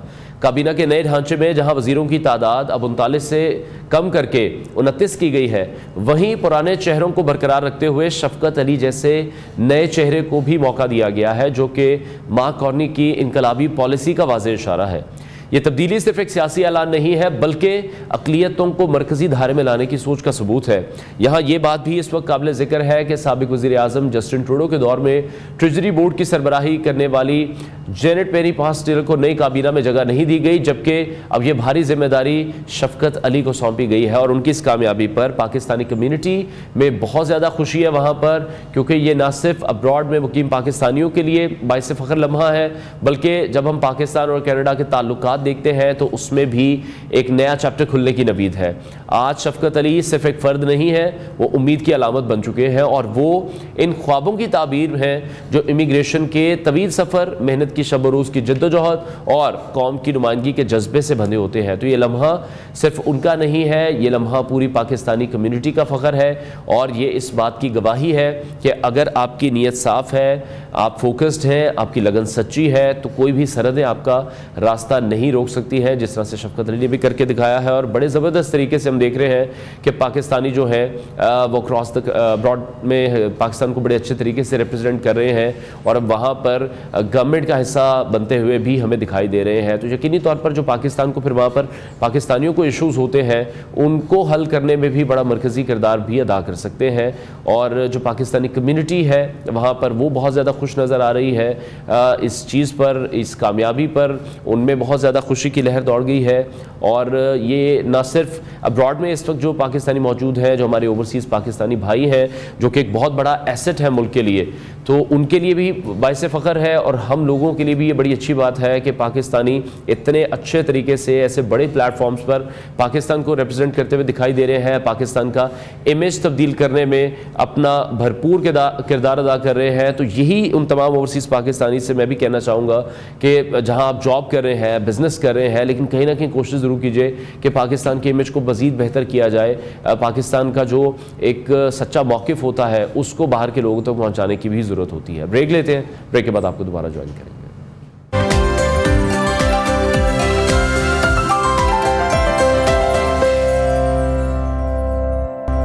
Welcome back to new Pakistan. Pakistan के खिलाफ जारी गैर एलानिया जंग में एक बार फिर से भारत का मकरू चेहरा पूरी दुनिया के सामने आ चुका है। बलूचिस्तान में होने वाली हालिया दहशतगर्दी की कार्रवाइयों के पीछे भारतीय सरपरस्ती के नाकाबिले तरदीद शवाहिद भी मंजर आम पर आ चुके हैं और सिक्योरिटी ज़रा ये बता रहे हैं कि भारत पाकिस्तान के अंदर सरगर्म दहशतगर्द ग्रुपों और कलअदम तंजीमों को न सिर्फ माली इमदाद फराहम करता है बल्कि उनकी तरबियत, इलाज और लॉजिस्टिक मुआवनत भी करता है। भारतीय खुफिया एजेंसी रॉ की जानिब से 21 से ज़ायद बेस कैंप्स चलाए जाने की इतलात हैं जहां पाकिस्तान में हमलों के लिए दहशतगर्दों को तैयार किया जाता है। और इसी तरह से 2016 में भी कलअदम तंजीम BLA के दहशतगर्द असलम अच्छू का भारत जाना, रॉ के एहलकारों से वहां जाकर मिलना और दिल्ली में फिर उसका इलाज होना भी सबूत के तौर पर शामिल है। 2018 में चीनी काउंसलेट हमले की मनसूबाबंदी और हालिया दहशतगर्द बशीर ज़ेब के भारत में दौरे और जो टेररिज्म की मनसूबाबंदी की गई, ये सब सबूत भारत की रियासती दहशतगर्दी की तस्दीक करते हैं। दिफाई माहिरीन कहते हैं कि भारत ने पाक चीन इक्तिसादी राहदारी को सबूताज करने के लिए रॉ के तहत एक खुसूसी सेल भी कायम किया हुआ है और ऐसे हालात में जब पाकिस्तान भारत सीज़ फायर को चंद हफ्ते ही हुए हैं, चंद दिन ही गुजरे हैं और सरहदों पर बज़ाहिर सुकून दिखाई दे रहा है, भारत का पाकिस्तान में दहशतगर्दी को फ़रोग देना ये इस बात का सबूत है कि ये सीज़ फायर जो है ये सिर्फ दिखावा है। अपनी प्रॉक्सीज़ को हिंदुस्तान यूज़ कर रहा है जबकि भारत हाइब्रिड वॉर के ज़रिए पाकिस्तान को गैर मुस्तहकम करने पर तुला हुआ है। इसी हवाले से मजीद बात करेंगे। हमारे साथ मौजूद होंगे दिफाई तज़कियाकार ब्रिगेडियर रिटायर्ड हारिस नवाज साहब, जो इन शवाहिद और इलाकाई सलामती पर, इसके असरात पर हमें ब्रीफ भी करेंगे। ब्रिगेडियर साहब बहुत शुक्रिया हमें शो में ज्वाइन करने के लिए। सिक्योरिटी ज़राए बता रहे हैं भारत किस तरह से पाकिस्तान में दहशतगर्द ग्रुप जो यहाँ पर मौजूद हैं उन्हें न सिर्फ माली इमदाद बल्कि तरबियत भी दे रहा है, तिब्बी सहूलियात भी फराहम कर रहा है। इस खतरे को किस जाविये से देखते हैं? बहुत से लोगों ने कहा था कि अपनी प्रॉक्सीज़ को अब हिंदुस्तान इस्तेमाल करेगा। देखें, बात यह है कि ये तो हर एक को पता है कि भारत पाकिस्तान में दहशतगर्दी में टोटली इन्वॉल्व है। गुलबचन यादव की एग्जांपल आपके सामने है। फिर असलम अच्छू जिसका इलाज इंडिया ने खुद करवाया वहां पर, जो कि मास्टरमाइंड थे जो कराची में चाइनीज एम्बेसी पर अटैक हुआ था। इस तरह वहां पर एक बशीर बेग है, उसको भी किया। ये जिस तरीके से जाफर एक्सप्रेस पे आप देखें कि इंडिया के सबूत सारे हमारे पास हैं, ये दहशतगर्दों को पूरी उनकी ये मीडिया कैंपेन चला रहा था इंडिया। जब ये दहशतगर्दों ने जाफर एक्सप्रेस पे किया तो वो लाइव वीडियो उनको भेज रहे थे और ये पूरी मीडिया कैंपेन और उसके बाद सोशल मीडिया कैंपेन कर रहे थे। BLF को इनके मिनिस्टर्स खुद कहते हैं कि हम सपोर्ट करते हैं। अभी भी 4 लोग जो बेचारे मारे गए, इनकी बॉडी मिली है, इनके मजदूर लोगों को जुल्म की इंतहा है कि ये कारण से दहशत फैलाते हैं। करना ही चाहिए कि अब जब मुज़ाकरात होते हैं सीज फायर के बाद के ऊपर, तो हमें उनमें बड़ी क्लियर बात करनी कि इंडिया ने खुद अपना स्टेट ड्रामा करके 27 टूरिस्ट को मारा पहलगाम में और उसके बाद पाकिस्तान में चढ़ाई कर दी। तो we have all the right now, और हमें यही बताना चाहिए इंटरनेशनल कम्युनिटी को भी कि अगर आइंदा इंडिया ने BLA, BLF, BNA और मजीद ब्रिगेड, इनको माली सपोर्ट दी या इनको इस्तेमाल किया CPEC को नाकाम करने के लिए, बलूचिस्तान में बदलने के लिए। अगर इन्होंने काबुल में बैठ के TTP को या IS खुरासान पाकिस्तान को सपोर्ट किया, पाकिस्तान में दहशत गर्दी की, तो we will react more violently the way Indian reacted. Number 1, अगर इंडिया ने कभी दोबारा इंडस वाटर ट्रीटी के ऊपर बात सस्पेंड किया तो हम इसके ऊपर भी रिएक्ट करेंगे। और अगर कोई इंडिया जान के फॉल्स फ्लैग ऑपरेशन करता है, पाकिस्तान को फिर दोबारा इम्प्लीकेट करता है विदाउट होल्डिंग इंक्वायरी या किसी इंडिपेंडेंट कंट्री से इंक्वायरी कराने के बाद, तो then we have all the right to ये करें, क्योंकि ये अब हम बर्दाश्त नहीं करेंगे। Enough is enough. एक सिर्फ अपने पहल आपने देखा पुलवामा में 45 अपने सर्विंग सोल्जर्स उन्होंने मरवा दिए पाकिस्तान के ऊपर सर्जिकल स्ट्राइक करने और अपना इलेक्शन जीतने के लिए। जी अभी बिहार इलेक्शन के लिए ये कर दिया। तो हमें भी अब हम बहुत आगे सेक्टर में चले गए, we are on very moral high ground. लेकिन हर सब इस तमाम तरह सिचुएशन में आप किस तरह से देख रहे हैं इंडिया पर, जब भी कोई इस तरह का इशू वहाँ पर क्रिएट होता है, कोई टेररिज्म होता है, फ़ौरन से विद इन 2-3 आवर्स सारा इल्ज़ाम पाकिस्तान पर लगा दिया जाता है कि पाकिस्तान मुलविस है तमाम तरह चीज़ें करने में, प्रूफ्स उसके नहीं दिए जाते हैं। जब भी कोई शवाहिद मांगे गए हैं, कोई इन्वेस्टिगेशन के हवाले से जब भी बात की गई है, पाकिस्तान के पास प्रूफ्स भी मौजूद हैं, जैसे आप भी बता रहे हैं, हम मीडिया चांस की स्क्रीन पर भी देख रहे हैं, कुलभूषण यादव हमारे पास मौजूद है। इसके बावजूद आप कहीं ये समझते हैं कि हम अपना केस बड़ी कमज़ोरी से लड़ते हैं और इस वजह से भारत को बड़ा मौका मिल रहा है हम पर चढ़ाई करने का, जिसका यकीनी तौर पर बड़ा अच्छा जवाब दिया गया हमारी आर्म फोर्सेस की तरफ से? देखिए, हमेशा ये बात है कि हमारे मुल्क में प्रॉब्लम ये है कि एक हादसा होता है, इंडिया पकड़ा जाता है, लेकिन हम 2 हफ्ते के बाद सब भूल जाते हैं। वो देखिए कितना उछालते हैं, उन्होंने कितना स्टेज ड्रामा किया, सारा झूठ दुनिया ने पकड़ लिया, कोई चीज प्रूफ नहीं कर सके। डिस्पाइट दैट उन्होंने पाकिस्तान पर अटैक कर दिया। इसका मतलब है कि हमें भी अब उनको फॉलो करना चाहिए। हमें अब हम एक दुनिया में री इमर्ज हुए हैं as a very strong nuclear responsible state with very professional और बैटल हार्डन आर्मी के साथ। इसलिए अब दुनिया हमारी बात को मानेगी और कश्मीर के ऊपर भी हमें एजेंडे में डालना चाहिए। कश्मीर जब भी हम डिस्कशन करेंगे, कश्मीर को डिस्कस करेंगे इशू के ऊपर। इवन ट्रंप ने कह दिया कि मैं तैयार हूँ सालिसी के लिए। दैट मीन्स कि कश्मीर रिमेन्ड अन डिस्प्यूटेड टेरिटरी। यहाँ पर United nation military observer groups के सारे लोग तैनात हैं। इसका मतलब है कि यूनाइटेड नेशंस को समझता है कि डिस्प्यूटेड टेरिटरी है, तो इंडिया यूनिलैटरली थोड़ी कब्जा कर सकता है। तो हमें आइंदा के लिए बड़ा क्लियर बताना चाहिए कि अगर इंडिया पाकिस्तान में टेररिज्म करेगा और हमारे लोग मारे जाएंगे, तो we have all the right to react, और हम ऐसा सॉर्ट आउट करेंगे जैसे इस तरफ मकसद की इससे ज्यादा करेंगे। इसलिए इसको ये सिखाना बहुत जरूरी है, अब ये नहीं समझते। ठीक है, लेकिन अच्छा, अभी जिस तरह से हाल ही में पाक भारत सीज फायर हुआ है, डोनाल्ड ट्रंप ने भी इस हवाले से कहा, लेकिन इसको भी थोड़ा सा क्लियर कीजिएगा। वो कह रहे हैं कि मैं उम्मीद करता हूं कि जो सीज फायर है वो जारी रहेगा। उनकी स्टेटमेंट को आप किस तरह से देख रहे हैं? कुछ हलकों में मुज़ाकरात की उम्मीद भी की जा रही थी, लेकिन अब फिर जिस तरह से बलूचिस्तान में टेररिज्म देख रहा है, सीज फायर की सच्चाई पर भी फिर इसका मतलब इस पर भी सवाल उठेगा। आपको क्या कॉन्सिक्वेंसेज नजर आ रहे हैं? हिंदुस्तान को जो हजीमत का सामना करना पड़ा, जिस सुबकी का सामना करना पड़ा, पूरी जग हसाई हो रही है उनकी पूरी दुनिया में, आपको लगता है जितने ये मक्कार हैं, घटिया हैं, फरेब के साथ चलते हैं, ये आराम से बैठेंगे? देखिए, अभी तक ये आपकी नरेंद्र मोदी की आपने तकरीर सुन ली कि पाकिस्तान को हमने नस्तो नाबूद कर दिया, पाकिस्तान को हमने नाकाबिले तराफी नुकसान पहुंचा दिया। यू स्टूपिड इडियट, तुमने क्या किया? हम तो आराम से यहाँ पे बैठे हुए हैं। तुम्हारे मुल्क में 8 हमने DGI ने एक बात की थी कि लड़ाई तुम शुरू करोगे, एंड हम करेंगे, खत्म हम करेंगे। फजर के टाइम पे तुम्हारे पर हमने ये फतेहबान और 2 मिसाइल बरसाने शुरू किए, और 6 घंटे के अंदर तुमने हाथ खड़े कर दिए, घुटनों पे बैठ गए।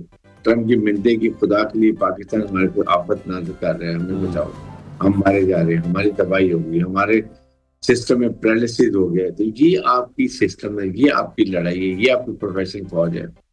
और आपको इनका ये जो ना अखंड भारत के जो खास तौर पे एक्सट्रीमिस्ट हिंदू टोला है, इनको जब तक सर पे डंडा नहीं मारेंगे ना, ये राम नहीं करते। अब हमने मारे मिसाइल, इनके वहां पे एयरबेस तबाह किए, ब्रह्मोस मिसाइल तबाह किए, S-400 तबाह, तब देखें ये कैसे सीधे होके हाथ पकड़ के खड़े हो। और फिर वही बात करें कि पाकिस्तान एयर सीज ऑपरेशन कर रहे हैं, हम अभी जो ये संदूर ऑपरेशन अभी कंटिन्यूस है, तुम्हारी संदूर की हमने ऐसी की तैसी करके रख दी है, बस करो, खुदा के लिए बोलना बंद कर दो।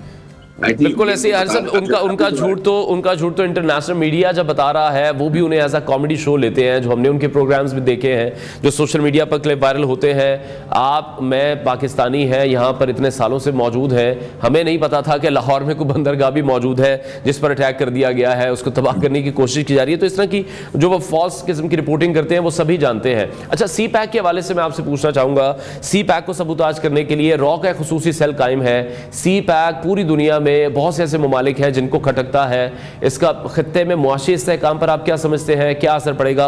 Obviously Chinese also knows that कि कहां से हमें जो मुश्किलात का सामना करना पड़ा है सी पैक प्रोजेक्ट को मुकम्मल करने में, और ऑपरेशनल हो गया तो फिर पता नहीं इन मुल्कों का क्या हाल होगा।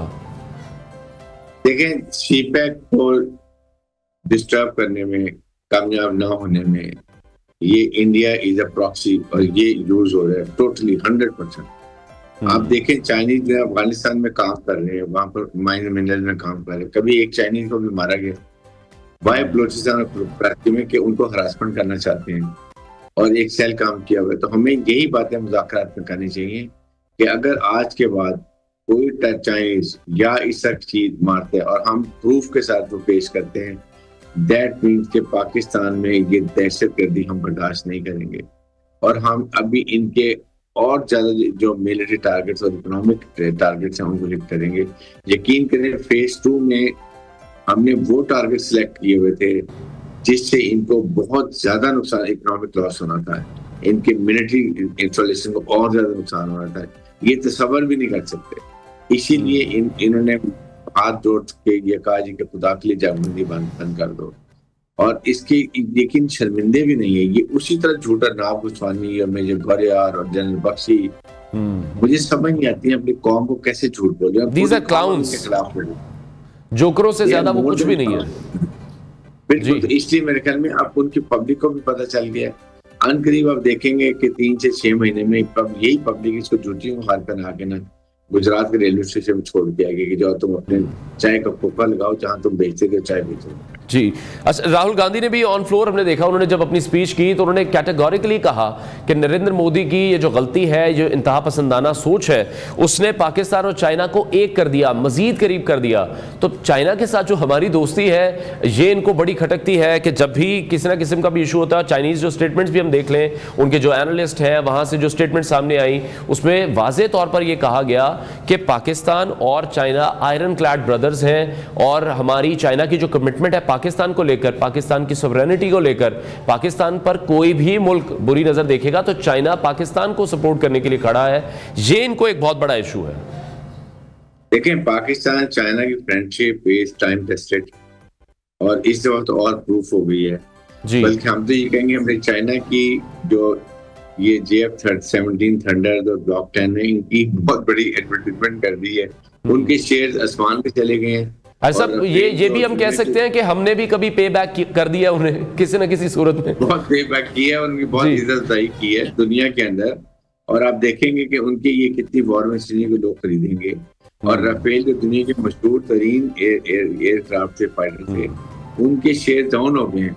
और मेरे ख्याल में उनको अब चाहिए कि ये फ्रांस को चाहिए कि इनसे ये जहाज वापस लें और पाकिस्तान को 5 जहाज तोहफे गिफ्ट करें और फिर देखें इसको हम इस्तेमाल करके बताएं कि कैसे इस्तेमाल किया जाता है, कैसे इस्तेमाल किया जाता है। बिल्कुल ठीक है, उसको वेल एम्प्लॉयड नहीं थे, जैसा कि वाइस एयर मार्शल ने भी कहा। उनकी जो प्रेस ब्रीफिंग थी वो बड़ी वायरल हो रही है, जिस अंदाज में उन्होंने तमाम तर चीज़ें बताई हैं, हाउ कॉन्फिडेंट वी वर कि हमने तमाम चीज़ें की हैं। जब वहाँ पर सवालात पूछे गए प्रेस ब्रीफिंग में तो ये कहा गया कि नुकसान जंग का हिस्सा होता है, तो वो कहीं ना कहीं कवर अप करने की कोशिश करते रहे हैं। अच्छा हर सब सोशल मीडिया पर भी हम कुछ ऐसी पोस्ट देख रहे हैं which could be wrong as well, लेकिन हिंदुस्तानी सोच को अगर देखा जाए तब सोच 2019 के बाद उनकी ये थी कि राफेल हमारे पास होता तो ये कुछ ना होता।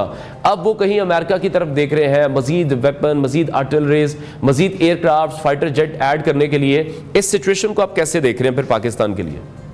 देखें, जो मर्जी कर लें, it is man behind the machine, please remember, it is not machine behind the man. So आपकी ट्रेनिंग, आपका प्रोफेशनलिज्म, आपकी एक्सरसाइज में ट्रेनिंग, आपका जज्बा ईमानी और शहादत, ये फोर्स मल्टीप्लायर है जो इनके पास नहीं है।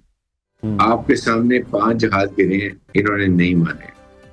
हमने जितने हमारे शहीद फौजी में 11 और जितने हमारे सिविलियन शहीद में 40, हमने एक एक के नाम एक एक चीज बता दी है। बताइए। बिकॉज लड़ाई में नुकसान होता है जी। इनमें इकरार है कि ये बताएं कि 5 जहाज गिरे हैं। हाँ, लड़ाई में नुकसान होता है, दैट्स ऑल। ना अपने फौजी कितने तुम्हारे मरे, जो हमने ब्रिगेड हेडक्वार्टर तुम्हारे उड़ाए हैं कश्मीर में, जो उन्होंने फाइट सफेद झंडा खड़े करने का मतलब है कि हमारा बहुत जानी नुकसान हो गया है, खुदा के वास्ते हम हाथ खड़े कर रहे हैं, हमें माफ कर दो। ये फिर इन्होंने कोई नुकसान बताया कि इस तरह के कोई झूठे हैं और इनका मीडिया, गोदी मीडिया, यकीन करें कि पूरी ये इंडियन कौम को शर्म आनी चाहिए और उनको शर्म आती है।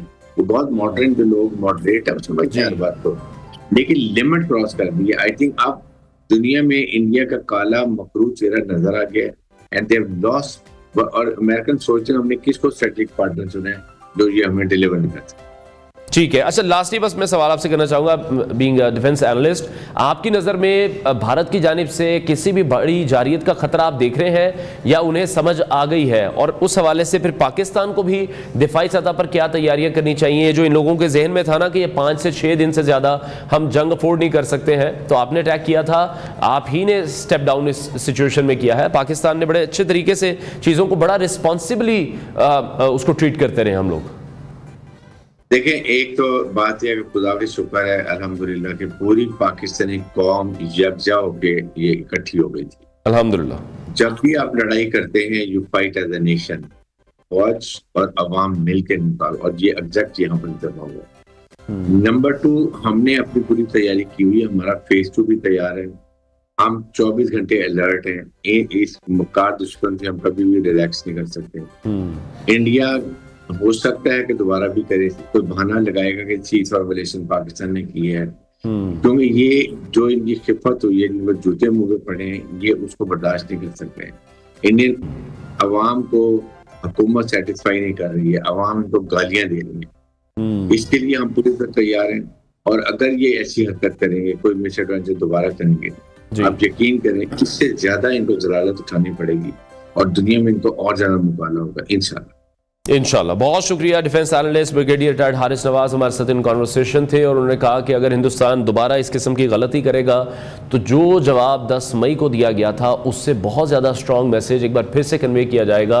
तो इस तरह की किसी भी किस्म की गलती हिंदुस्तान को नहीं करनी चाहिए, रिस्पॉन्सिबल स्टेट का मुजाहरा करना चाहिए और टेबल पर बैठकर जो मुज़ाकरात हैं उनको हल करना चाहिए। ब्रेक लेते हैं, ब्रेक के बाद आपको दोबारा ज्वाइन करेंगे।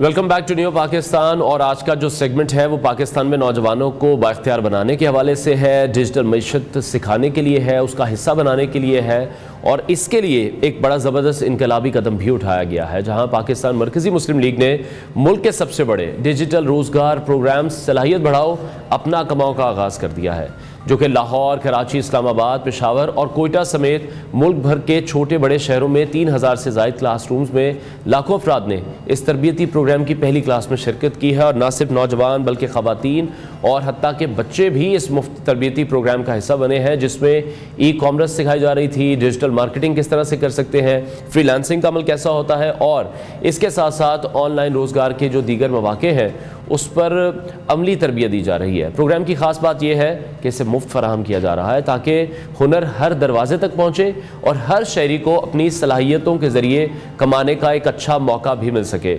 इस इक़दाम की क़यादत कर रहे हैं पाकिस्तान मरकज़ी मुस्लिम लीग के digital media head Malik Waqqas Saeed, जो हमारे स्टूडियोज़ में मौजूद हैं, जिन्होंने पहला लेक्चर दिया और शुरका को ई कॉमर्स के मौके और डिजिटल दुनिया में किस तरह से आगे बढ़ना है ये रास्ते भी दिखाए हैं। ये प्रोग्राम 1 मई से शुरू हुआ, 10 मई तक रोज़ाना रात 9 से 11 बजे तक जारी रहा, जिसके अख्ताम पर बाकायदा सर्टिफिकेट्स भी जारी किए जाएंगे। इसी हवाले से हम मज़ीद बात करेंगे। सलाहियत बढ़ाओ अपना कमाओ प्रोग्राम के पीछे जो फेसेस मौजूद हैं, मलिक वकास इस वक्त उन्हें रिप्रेजेंट कर रहे हैं, हमारे स्टूडियोज में मौजूद है। वकास, बहुत शुक्रिया हमें शो में ज्वाइन करने के लिए। सबसे पहले तो मैं चाहूँगा मैं बताइए कि सलाहियत बढ़ाओ अपना कमाओ, इस प्रोग्राम का आइडिया कहाँ से आया, किस विजन के तहत ये शुरू किया गया? Thank you so much for having me here. Pakistan में हमने देखा कि 31% Pakistan institute of economic developments के स्टेटिस्टिक्स हैं कि 31% हमारी यूथ इस टाइम अनएम्प्लॉयड है, जिसमें मेजॉरिटी प्रोफेशनल डिग्री होल्डर्स की है। इसके अलावा आप देखें कि ख़वातीन की कितनी बड़ी तादाद है जो घरों में बैठ जाती है, इवन के प्रोफेशनल डिग्रीज करने के बाद घरों में बैठ जाती है। तो हमने देखा कि जो एक न्यू डिजिटल स्किल्स हैं एआई के बाद आने के बाद भी वो लोगों की दस्तरस से बाहर हैं, और फिर जो लोग पेड कोर्सेज के नाम पे धंधा कर रहे हैं, काम कर रहे हैं, वो भी फाइनेंशियल एक्सप्लॉयटेशन लोगों की कर रहे हैं। तो क्यों ना हम इस काम में आगे बढ़ें और अपने नौजवानों का, ख़वातीन का हाथ थामें। तो हमने ये काम किया कि हमने डिजिटल स्किल्स और वो स्किल्स जो कि इस वक्त मार्केट की डिमांड है, मार्केट के अंदर गैप जिनका मौजूद है, हमने उनको फ्री ऑफ कॉस्ट किया। हमने ट्रेनर्स को अपने साथ मिलाया, पाकिस्तान के मेजॉरिटी जो आईटी एक्सपर्ट्स जो टॉप लीड ब्रास में मौजूद हैं उनको अपने साथ मिलाया। तो पाकिस्तान मरकज़ी मुस्लिम लीग ने अपना कमाओ के नाम से हमने प्लेटफॉर्म लॉन्च किया ताकि लोगों को उनके घरों की दहलीज तक चले। और इस तरह की एक और ख़ास बात यह है कि हमने पूरे पाकिस्तान में ऑनलाइन तो लोगों को क्लासरूम्स करवाई हैं, लेकिन हमारी फिजिकल क्लासरूम्स भी चल रही थी, मसाजिद के अंदर चल रही थी, अकेडमीज के अंदर, स्कूल्स के अंदर, मैरिज हॉल्स के अंदर, ग्राउंड्स के अंदर, इवन के चर्चेस के अंदर चल रही थी। तो एक पूरी इंक्लूसिविटी इस पूरे प्रोग्राम के, यानी कि एक बड़े स्केल पर इसको फिर आप लोगों ने एग्जीक्यूट भी किया है। क्या रिस्पांस आप एक्सपेक्ट कर रहे थे? उससे कम रिस्पांस आपको मिला या उससे ज़्यादा रिस्पांस आपको मिला? हमारा रिस्पांस की एक्सपेक्टेशन इस वाले से थोड़ी सी कंसर्न थी कि लोग बहुत ज़्यादा डर चुके हैं, अफ्रेड हैं, क्योंकि फाइनेंशियल एक्सप्लॉयटेशन जिस कदर इंस्टीट्यूट्स ने, इदारों ने की है और जिस स्कैम्स, फ्रॉड्स ये हिस्सा रहे हैं, तो लोग डरते थे कि अच्छा ये पता नहीं स्कैम ना हो, ये ऐसा वैसा ना हो। लेकिन जब उन्होंने एक बोल्ड स्टेप लिया, उस प्रोग्राम में उन्होंने इनरोल किया और जब उन्होंने देखा कि अच्छा वाकईतन एक टॉप नॉच जो टेक्निकल स्किल्स हैं वो उनको घरों की दहलीज तक मिल रहे हैं, तो फिर उनका जो कंसर्न ऑफ फियर वो कम होना शुरू हो गया। तो हमें अनएक्सपेक्टेडली मैसिव रिस्पांस हमें मिला और लाखों की तादाद में रजिस्ट्रेशन। और जब आपने पहला ई कॉमर्स पर लेक्चर दिया उस वक्त क्या आपने वहाँ पर देखा, जितने भी लोग वहाँ पर थे उनका रिस्पांस कैसा था? लोगों की उम्मीदें बहुत ज़्यादा हैं, लोग डरते हैं अपनी तालीम की वजह से, एजुकेशन की वजह से कि मैं शायद प्राइमरी फेल हूँ या मैं अंडर मैट्रिक हूँ या फिर मेरी उम्र बहुत गुजर चुकी है या मैं तो घर की खातून हूँ, मुझे तो ये बाहर निकलने की भी इजाज़त नहीं होगी। लेकिन जब हमने उनके ये सारे फियर फैक्टर्स को एड्रेस किया कि नहीं आप इसमें तालीम की कैद नहीं है, नहीं इसमें आप घर बैठे भी काम कर सकती हैं, नहीं आजकल की जितने भी टेक्नोलॉजीज़ हैं ये आप घर बैठे इनको यूज़ कर सकते हैं, तो ये इनका सारा वो क्लियर हो गया उसको। ठीक है वकास, अभी अगर इसको हम देखें जैसे आपने कहा इसमें ख़वातीन भी थी, बच्चे भी थे, बच्चों के लिए स्पेसिफिकली मैं ये ज़रूर आपसे पूछना चाहूँगा, नो डाउट बड़ा अच्छा प्रोग्राम है, फ्री ऑफ कॉस्ट है, 10 दिन की आपने वो एक जो क्लासेस हैं वो भी दी गई हैं। आप समझते हैं कि अब हमारे स्कूल्स को ये इनिशिएटिव लेना होगा कि स्कूल से ही अगर हम इसको स्टार्ट करें, ऑब्वियसली इतने बड़े पैमाने पर इन तमाम तर चीज़ों को एग्जीक्यूट करना हर बार शायद इतना आसान ना हो, हर बार शायद इतना रिस्पॉन्स ना मिले, तो अगर हम ग्रास रूट लेवल पर ही जाके कोशिश करें, उस आइडिया को आप कैसा समझते हैं? ये बहुत ज़बरदस्त आइडिया और मैं समझता हूँ ये हमारे पास, हमारे ऊपर फ़र्ज़ भी है, कर्ज भी है कि हम अपने बच्चों को AI, रोबोटिक्स, आर्टिफिशियल इंटेलिजेंस इन चीज़ों के अंदर तैयार करें। कि हमने देखा कि हमारे मुल्क के अंदर जो हमारी ही एक अफवाज हैं, हमारे इदारों ने इस वक्त किस कदर कारकर्दगी दिखा के हमारे मुल्क का दिफा किया, तो हमारे ये जिम्मेदारी बनती है कि हम नेक्स्ट जनरेशन ऐसी पाकिस्तान की बनाएं जो टेक्नोलॉजीज़ के साथ आरास्ता हो। तो उसमें हम अपना कमाओ के इनिशिएटिव से कोई भी स्कूल जो कि हमारे साथ कोलैबोरेशन करके अपने स्कूल के बच्चों को वर्कशॉप्स करवाना चाहता है, वीकली प्रोग्राम्स करवाना चाहता है, समर प्रोग्राम्स करवाना चाहता है, तो हम इंशाल्लाह उनके साथ कोलैबोरेशन को तैयार। ठीक है, अच्छा मुकम्मल जो कोशिश की जा रही है वो तो ये है कि हर किसी को बाइख्तियार बनाया जाए कि वो अपना खुद ही कमा रहा है, अपना तमाम तर सर्कल खुद ही चला रहा है। किस हद तक आप ये समझते हैं कि जो मुआशी खुद मुख्तारी है इस प्रोग्राम के थ्रू उन लोगों को मिल सकती है? एंटरप्रेन्योरशिप कितनी हम डेवलप लोगों में कर सकते हैं कि हमें सिर्फ जॉब्स ढूंढनी नहीं है, हमें जॉब्स क्रिएट करनी है बेसिकली? इसमें सबसे इंपॉर्टेंट चीज़ होती है हमारी केस स्टडीज़। हमें भी कॉन्फिडेंस तब मिला जब हमने इस चीज़ को एग्जीक्यूट करने से पहले इसकी प्रैक्टिकल इम्प्लीमेंटेशंस देखी। हमने इस प्रोग्राम को लॉन्च करने से पहले मुख्तलिफ कोर्सेज करवाए, मुख्तलिफ प्रोग्राम्स करवाए, हमने ये चीज़ एक्सपेरिमेंट की कि अच्छा जो चीज़ हम लेके आ रहे हैं वो एक आम शख्स माशरे का उसको सीख के क्या उसमें अपनी दौलत बना सकता है, अपना पैसा बना सकता है, नहीं बना सकता। तो ये चीज़ डेफिनेटली डुएबल है। आप बड़े बड़े ई कॉमर्स के ऑनर्स को देखें, उनकी कोई बहुत बड़ी एजुकेशन नहीं होती, लेकिन एक सलीका होता है, एक ब्लूप्रिंट होता है। अगर वो ब्लूप्रिंट, वो मैप उनको हम दे दें और उसके ऊपर हम उनको मुकम्मल कंसल्टेशंस करें, तो मैं समझता हूँ कि हर शख्स IT स्किल्स के अंदर काम कर सकता है। ठीक हो गया। अच्छा, ये जो सर्टिफिकेशंस अब हैं, जो सर्टिफिकेट्स भी जारी किए जाएंगे, कितना मैं इसको कहूँ वैलिडिटी के हवाले से, ऑथेंटिसिटी के हवाले से, कि अगर कहीं पर भी अगर वो जा रहे हैं एज अ जॉब करने भी अगर कहीं पे जा रहे हैं तो ये सर्टिफिकेट कितना हेल्पफुल होगा? सर सर्टिफिकेट से ज़्यादा मैं समझता हूँ कि एक इंसान की कम्युनिकेशन, उसका कॉन्फिडेंस, उसका नॉलेज, हम ये चीज़ दावा करते हैं कि हमारा जो स्टूडेंट होगा इंशाल्लाह, और without expecting any cost from them, उन्होंने फ्री ऑफ कॉस्ट ये कोर्स किया। हमारा ग्रेजुएट जब किसी जगह पे जाके इंटरव्यू रूम में जाके बैठेगा और उसकी लैंग्वेज, उसकी टर्मिनोलॉजीज बताएंगी अगले शख्स को, क्या चाहिए जो पीस ऑफ पेपर है, इससे इस इंसान की वर्थ उससे कहीं गुना ज्यादा है। ठीक है, और ऑब्वियसली कुछ टेक्निकलिटीज भी हैं जो अगर किसी इंसान को पता हो तो वो अपनी सीवी को भी ओवरकम कर सकता है। अच्छा, प्रोग्राम जैसे कि ये पहली स्लॉट थी आई गेस, ये पहली बार, ये हमारा पहला कोर्स था, लेकिन हमारा आखिरी कोर्स नहीं है इंशाल्लाह। वही मैं पूछ रहा हूँ कि अब इसको किस तरह से प्लान करेंगे? मंथली होगा, कितने महीनों बाद रिपीट करेंगे या वीक बाद रिपीट करेंगे? इसमें सर हम कोई एक स्किल नहीं लेके आएंगे, इसमें हम हर तरह का IT स्किल लेके आएंगे। हम इसमें डिजिटल मार्केटिंग से लेके video editing, graphic designing, AI based skills, AI agents, हर तरह का स्किल लेके आएंगे और वो स्किल्स चलेंगे पैरेलल में।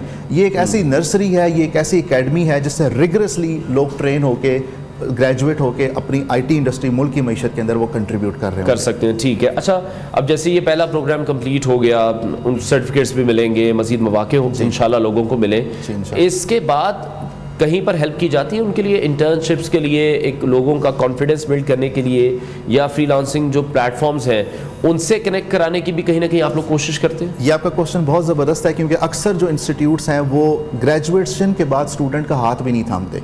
हम ये करते हैं कि अगर आप बिजनेस स्टार्ट करना चाहते हैं या आपको कहीं कोई प्रॉब्लम है तो हम आपको 1-on-1 कंसल्टेंसी देंगे। हमारी जो टीम है वो 1-on-1 कंसल्टेंसी आपको देगी। सेकेंडली, अगर आप जॉब करना चाहते हैं या आप एक्सपीरियंस गेन करना चाहते हैं अपना बिजनेस करने से पहले, तो हम आपकी प्लेसमेंट करवाएंगे उन इदारों के अंदर जो हमारे साथ इस वक्त ऑन बोर्ड हैं। तो इसमें वो लोग जो पाकिस्तान के लिए दर्द दिल रखते हैं और वो अपने इदारे चला रहे हैं, अपनी सॉफ्टवेयर कंपनीज चला रहे हैं, अगर वो हमारे साथ ऑन बोर्ड होते हैं तो इंशाल्लाह उनको एक एक्सपर्ट टैलेंट देना हमारा काम है। तो ये एक ऐसी कोलैबोरेशन है इंडस्ट्री की और इन सारी टैलेंट फोर्स की कि हम बड़े ज़बरदस्त तरीके से उनको अपनी वर्कफोर्स मिल जाएगी और इस वर्कफोर्स को एक्सपीरियंस मिल जाएगा। ठीक है, अच्छा, इस वक्त अगर मैं आपसे पूछूं तो पाकिस्तान की जो डिजिटल मईशत है उसको आप कहाँ स्टैंड होता देख रहे हैं? हम किस ममालिक से अपने आप को कंपेयर करें?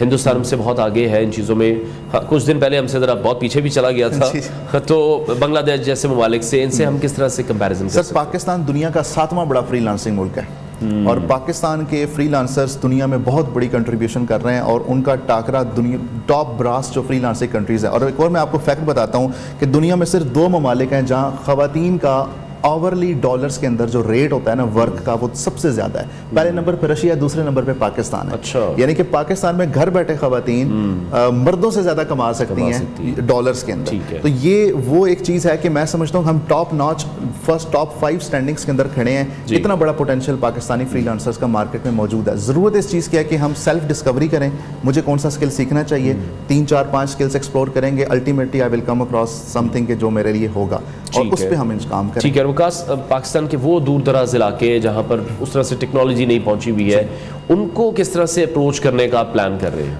अभी हमने जो फिजिकल क्लासरूम्स चलवाई, हमने थरपारकर तक क्लासरूम्स चलवाई। अच्छा। और वहाँ हमारा तरीका ये था कि वहाँ आज हमारी पहली क्लास थी, वहाँ कल पहली क्लास थी। तो बेसिकली आज जो पहली क्लास हमने लाइव स्ट्रीम ब्रॉडकास्ट की है वो डाउनलोड होके वहाँ जो हमारे कोऑर्डिनेटर्स और वॉलंटियर्स जो बेसिकली मौजूद है वो वहाँ पे प्रोजेक्टर या लैपटॉप की स्क्रीन लगा के वहाँ उसको प्ले कर रहे थे और उनके जो क्वेश्चन हैं वो अगले दिन हम उनको कैटर कर रहे थे। यानी कि इंटरनेट या उन लाइट्स या इसी तरह की कोई बंदिश की वजह से हमने उनके लर्निंग को रुकने नहीं दिया। ठीक है, बहुत शुक्रिया मलिक वकास सईद हमारे साथ इन कॉन्वर्सेशन थे। बड़ा ज़बरदस्त ये प्लान जिसको एग्जीक्यूट किया गया इस प्रोग्राम को, इसके पीछे क्या बुनियादी ख्याल था, क्या विजन था, वकास ने बड़ा डिटेल में बताया और कोशिश ये की जा रही है कि लोगों को अपने जो सलाहियत बढ़ाएं और ख़ुद कमाना शुरू करें, फ्रीलांसिंग की तरफ आएँ, एंटरप्रेन्योरशिप की तरफ आएँ और जॉब क्रिएट करने में भी माशरे की मदद कर सकें। और सिर्फ जॉब सीकर हमें नहीं बनना है, हमें लोगों के लिए भी मज़ीद अपॉर्चुनिटीज़ हैं वो निकालनी है। ब्रेक लेते हैं, ब्रेक के बाद आपको दोबारा ज्वाइन करेंगे।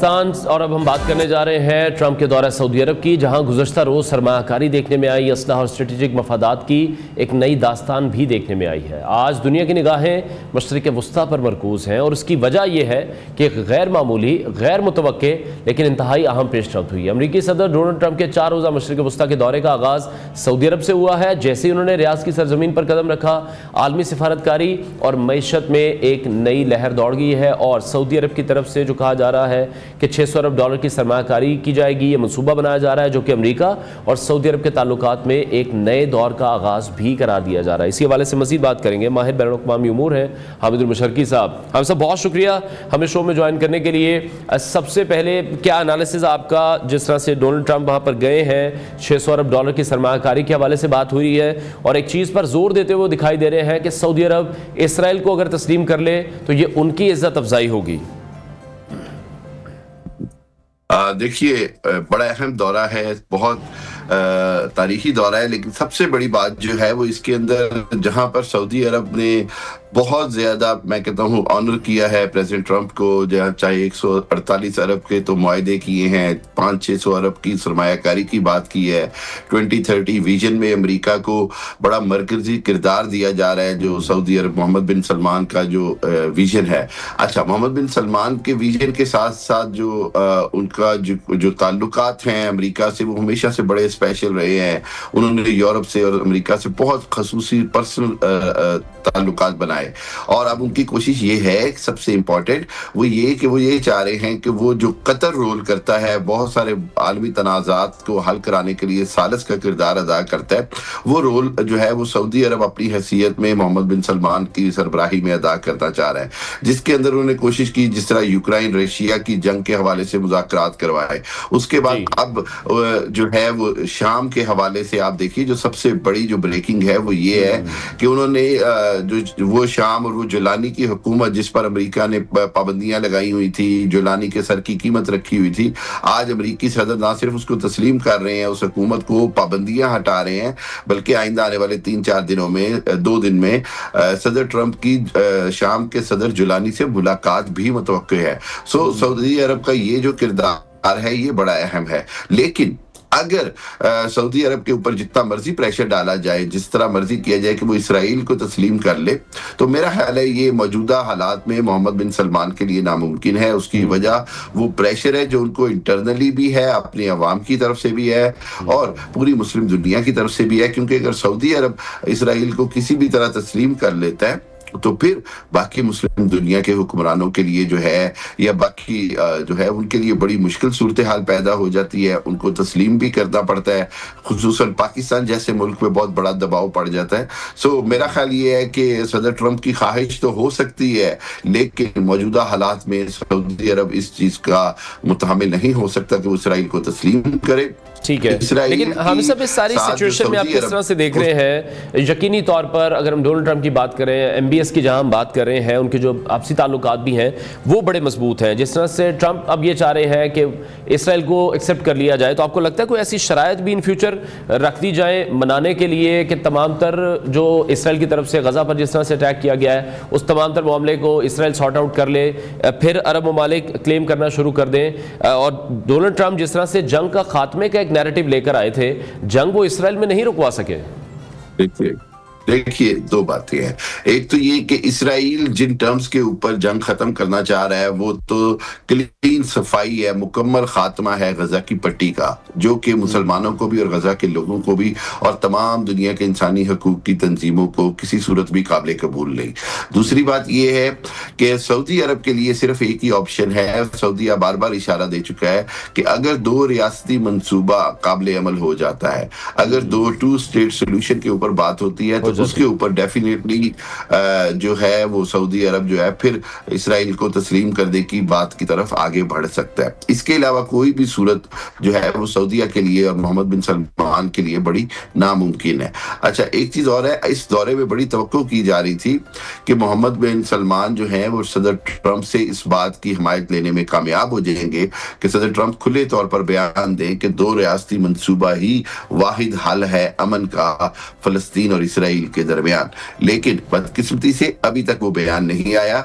अभी सदर ट्रंप ने खलीज ताउन कौंसिल का जो इजलास है उसके अंदर भी एज ऑब्जर्वर बैठना है या उसको में शिरकत करनी है। आज वो कतर पहुंच गए हैं, फिर उन्होंने यूएई जाना है। ये तारीखी दौरा है, लेकिन सऊदी अरब का जो है वो बहुत अहमियत का हामिल है, बहुत तारीखी है। लेकिन देखना होगा कि सऊदी अरब को अमेरिका क्या देता है। अभी तक तो नजर आ रहा है अमेरिका ने सऊदी अरब से बहुत कुछ ले लिया है। ठीक है। अच्छा, ईरान से मुज़ाकरात के हवाले से भी उन्होंने बात की। आपको लगता है कि ईरान पर भी जो सैंक्शंस हैं, जो उनके जौहरी हथियारों को लेकर प्रोग्राम के जो हमेशा से ही खबरों में रहता है, ये मामला किसी तरह से सॉर्ट आउट हो सकेगा? देखिए, मैं ईरान के मामले में समझता हूं कि सदर ट्रंप की एक अपनी जाती राय है और बदकिस्मती से वो उनकी शख्सियत ऐसी है कि वो जाती राय को बहुत ज्यादा तरजीह देते हैं बनिस्बत दुनिया के जोग्राफियाई स्ट्रेटेजिक हालात के।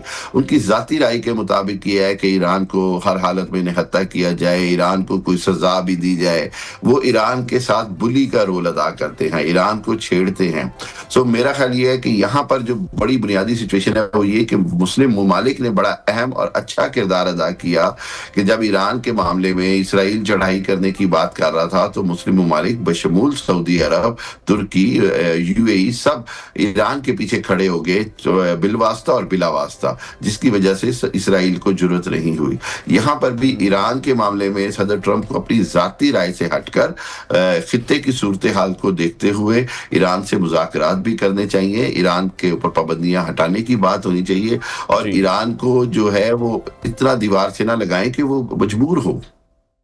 ठीक है। अच्छा, दूसरी तरफ $600 बिलियन की इन्वेस्टमेंट जब हम देख रहे हैं इतने एक बड़े लेवल पर, ये सवाल भी तो अपनी जगह पर मौजूद है कि इतनी बड़ी सरमायाकारी के पीछे असल मफादात क्या हो सकते हैं। सऊदी अरब तो ये भी अब चाह रहा है कि जो इन्वेस्टमेंट्स हैं वो सऊदी अरब में भी आनी चाहिए, यहाँ पर अब बहुत ज़्यादा मौके मौजूद हैं। तो सऊदी अरब अपना फिर जो मुआशी विजन है 2030 उसकी तकमील के लिए अमरीकी ताउन को फिर मरकज़ बना रहा है। आपको ये लग रहा है?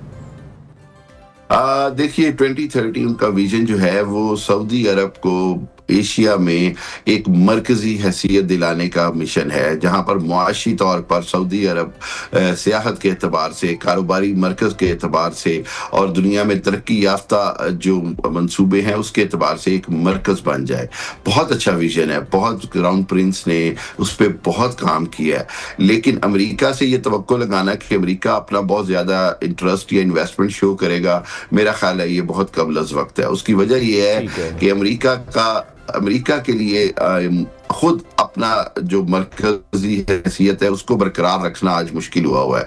लेकिन जहां पर खित्ते में और एशिया में सूरत हाल बदल रही है वहां पर यह तवक्को भी की जा सकती है कि अमेरिका बहरहाल सऊदी अरब को एक अच्छे पार्टनर के तौर पर इस्तेमाल करे और अच्छे ताल्लुकात के साथ अपने कदम जमाए, क्योंकि दिफाई तौर पर वो पार्टनर है, मुआशी तौर पर वो काफी क्लोज है एक दूसरे के। सो इस हवाले से यह है कि आइंदा आने वाले दिनों में देखना होगा। अभी तक तो सऊदीया की तरफ से बहुत ज्यादा इनिशिएटिव भी लिया गया है, बहुत हौसलामंद और हौसला अफजा किरदार भी अदा किया जा रहा है और देखना होगा कि मोहम्मद बिन सलमान की जो जाती ताल्लुकात हैं और जो पूरी दुनिया में उनकी सफारतकारी इस वक्त मशहूर हुई है वो कितनी कामयाब होती है। नजर आता है कि सऊदी अरब अहम रोल अदा करने जा रहा है। ठीक है। अच्छा, तो ऑब्वियसली फिर एक न्यू स्टार्ट तो हम सबको ही नजर आ रहा है, जहां सरमायाकारी की बात हो रही है, मफादात देखे जा रहे हैं, आलमी ताकतों की सफबंदी, ये एक नया खेल आप देख रहे हैं कि शुरू हो रहा है। जिस तरह से पाकिस्तान इंडिया वॉर की भी अगर हम बात करें, यहाँ पर भी अब इस रीजन में हम देख रहे हैं कि पावर शिफ्ट महसूस हो चुका है दुनिया को। डेफिनेटली, देखिए बहुत बड़ा पावर शिफ्ट हुआ है, मगरिब से एशिया की तरफ आई है। इस पाक भारत जंग ने दरअसल डिफाइन कर दिया है दुनिया फ्यूचर में किस तरफ जा रही है। वो जो वन वर्ल्ड ऑर्डर था वो मुकम्मल तौर पर खत्म हो गया। वन वर्ल्ड ऑर्डर की जगह अब मल्टीपोलर यानी कसीरुल जहती दुनिया मार्ज़े वजूद में आ चुकी है। ऐसी कसीरुल जहती दुनिया, ऐसी मल्टीपोलर दुनिया जिसके अंदर चाइना बड़ा मरकजी किरदार रखता है, रशिया का बड़ा मरकजी किरदार है। पाकिस्तान चाइना की जो एक गठजोड़ है, एक दोस्ती है, एक ताउन है, वो अब अमेरिका के उन मंसूबों के लिए बड़ा चैलेंज बनने जा रहा है जो इंडिया को खित्ते में चौधरी का रोल देना चाह रहा था, जो इंडिया को खित्ते में बालादस्ती का और चाइना से मुकाबले का रोल देना चाह रहा था। पाकिस्तान ने, मैं ये समझता हूं, में बिल्कुल हम देख रहे हैं कि हिंदुस्तान की जो बालादस्ती है वो इस वक्त खत्म हो चुकी है। बहुत शुक्रिया बैनुल अक़वामी उमूर के माहिर हामिद मुशर्रकी हमारे साथ इन कॉन्वर्सेशन थे। प्रोग्राम का वक्त नाज़रीन खत्म हुआ है, इंशाल्लाह कल फिर आपसे मुलाकात करेंगे। अपना बहुत सारा ख्याल रखिए, इजाज़त दीजिए, अल्लाह हाफ़िज़।